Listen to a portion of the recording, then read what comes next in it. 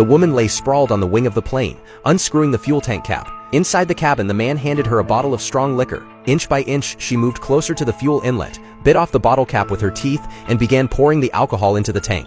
Due to turbulence, the bottle slipped from her hand. The man quickly handed her another one. This time, the entire bottle of 98 proof liquor was successfully emptied into the fuel tank. It was their only chance of survival. The plane's fuel gauge began to rise, but one bottle wasn't enough. Another was poured in. After 2 bottles, the fuel gauge crept up to 10%.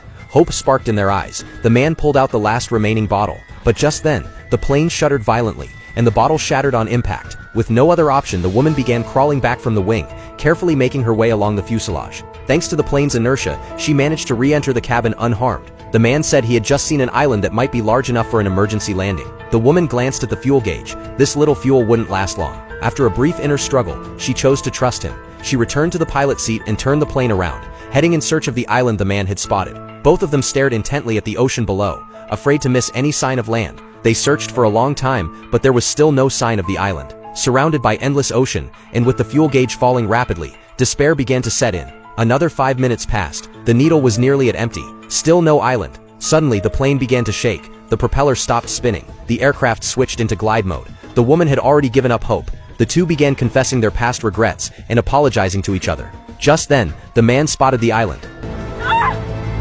You were right! Jonathan! The woman quickly turned the plane and prepared for an emergency landing.